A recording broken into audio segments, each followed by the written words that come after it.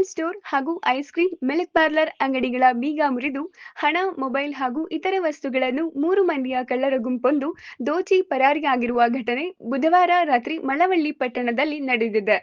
ಪಟ್ಟಣದ ಕೆಎಸ್ಆರ್ಟಿಸಿ ಮುಂಭಾಗವಿರುವ ಮಧು ಎಂಬುವವರಿಗೆ ಸೇರಿದ Shri Basaveshwara medical store ಹಾಗೂ ಮಳವಳ್ಳಿ ಮೈಸೂರು ರಸ್ತೆಯ ಮಹಿಳಾ ಮತ್ತು ಮಕ್ಕಳ ಕಲ್ಯಾಣ ಇಲಾಖೆ ಕಚೇರಿ ಮುಂಭಾಗವಿರುವ ವಡ್ಡರಹಳ್ಳಿ ಮಹೇಶ್ ಎಂಬುವರಿಗೆ ಸೇರಿದ ಮಿಲ್ಕ್ ಪಾರ್ಲರ್ ಹಾಗೂ ಐಸ್ ಕ್ರೀಂ ಅಂಗಡಿಗಳ ಬೀಗ ಮುರಿದಿರುವ ಕಳ್ಳರು ಮೆಡಿಕಲ್ ಸ್ಟೋರ್ನಲ್ಲಿ 65,000 ನಗದು, 1 ಮೊಬೈಲ್, ಐಸ್ ಕ್ರೀಂ ಅಂಗಡಿಯಲ್ಲಿ 2,000 ನಗದು ಜೊತೆಗೆ ಚಿಲ್ಲರೆ ಕಾಸು ಹಾಗೂ ಮಿಲ್ಕ್ ಪಾರ್ಲರ್ನಲ್ಲಿ 12,000 ನಗದನ್ನು ಕದ್ದು ಹೋಗಿದ್ದಾರೆ ಎನ್ನಲಾಗಿದೆ.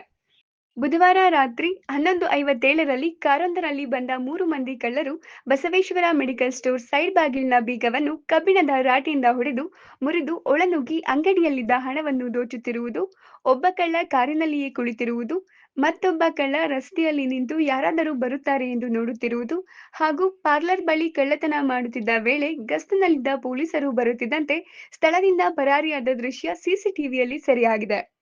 ಪಟ್ಟಣದ ಹೃದಯ ಭಾಗದಲ್ಲಿಯೇ ಕಳ್ಳತನ ನಡೆದಿರುವುದಕ್ಕೆ ಸಾರ್ವಜನಿಕರು ಆತಂಕ ವ್ಯಕ್ತಪಡಿಸಿದ್ದು, ಗುರುವಾರ ಬೆಳಗ್ಗೆ ಘಟನಾ ಸ್ಥಳಕ್ಕೆ ಬೆರಳಚ್ಚು ತಜ್ಞರು ಹಾಗೂ ಶ್ವಾನದಳದ ತಂಡದವರು ಆಗಮಿಸಿ ಪರಿಶೀಲನೆ ನಡೆಸಿದ್ದಾರೆ. ಈ ಸಂಬಂಧ ಪುರ ಠಾಣಾ ಪೊಲೀಸರು ಪ್ರಕರಣವನ್ನು ದಾಖಲಿಸಿಕೊಂಡು ಮುಂದಿನ ಕ್ರಮ ಕೈಗೊಂಡಿದ್ದಾರೆ.